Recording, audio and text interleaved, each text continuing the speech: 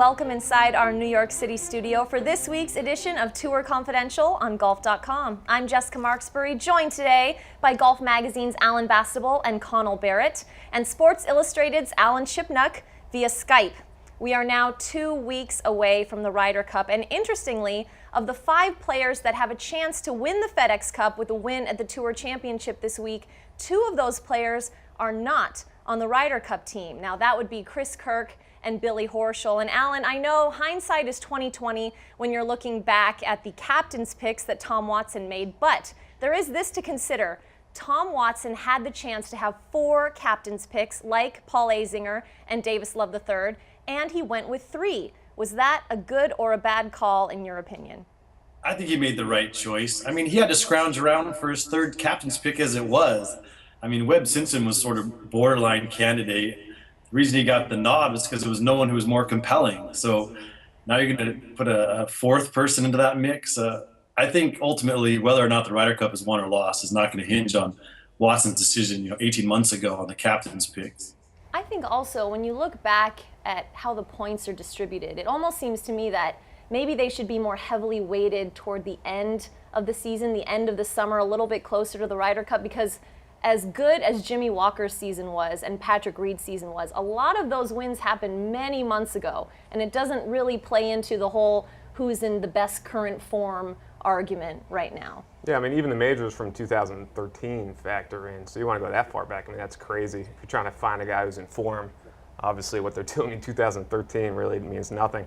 But I disagree. I would like to see them expand it and go to like 5 or 6 captain's picks. One of the classic Ryder Cup preview stories is the captain doesn't do enough. The captain's sort of irrelevant. Does it even matter that you have whoever the captain is?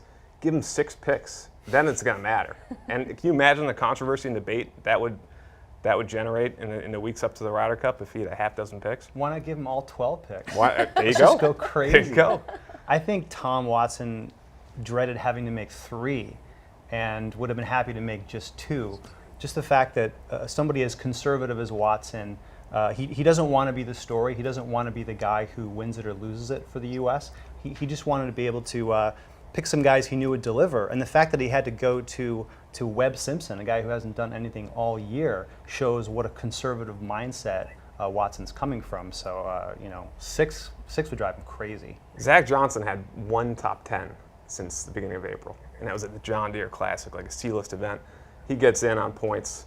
Why not give it to a Ryan Moore or go down the list to like a Billy Hurley? How about a guy like that, former military guy? I mean, there's a lot of fun picks. You go a little further down the line. Eric Compton late charge earlier Compton, this year, so, all those people you guys have just mentioned have never played in a Ryder Cup.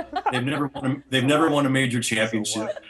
I mean, Watson especially, who's, as you say, is conservative by nature, he's not going to take a flyer on an unproven Ryder Cup rookie or a player like Kirk who has no resume in the majors or any other big tournaments.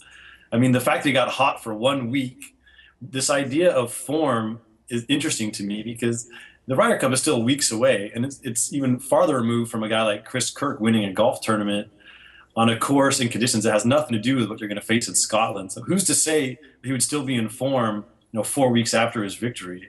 I think you're looking at a long body of work, and the fact that Webb Simpson has won a U.S. Open probably means more than the fact that Chris Kirk has won a meaningless playoff event in Tom Watson's mind. Well, and I think it was Mike Walker on this panel who made this argument several weeks ago that it is an exhibition, right? I mean, this is meant to be kind of an honor for guys who have shown consistent form, like you said, even dating back to last year. So there's that argument of, how badly do we want to win this Ryder Cup? Do we just want to take the 12 hot players, all his captain's picks right before? Or is it a work in progress where a guy earns his way onto the team over a period of 18 to 24 months? I told Walker that like 3 weeks ago. That's nonsense. It's not an exhibition. It's a competition. I mean, these guys want this as badly as the majors in many cases. And to Alan's point on the rookies, you look at guys like Anthony Kim, Keegan Bradley, Snedeker, his first year out. Those guys were awesome. I mean, I'm not sure experience means all that much when you can play with the kind of emotion that those guys have exhibited. I agree with that at some point, but we're putting ourselves in Watson's brain, and this is a musty old character from golf's past who hasn't even heard of the FedEx Cup. He has a certain way of looking at things, and if we're trying to ascertain what he should have done or would have done, that's a little different than what you and I might do. But I mean, the idea of form, it should really then take everyone to the Wales Open the week before the Ryder Cup and make your pick Sunday night. I mean, those are the guys who are hot. I just don't know if 4, 6, 8 weeks ahead of time, if that really counts as someone who's on the cusp of playing great golf.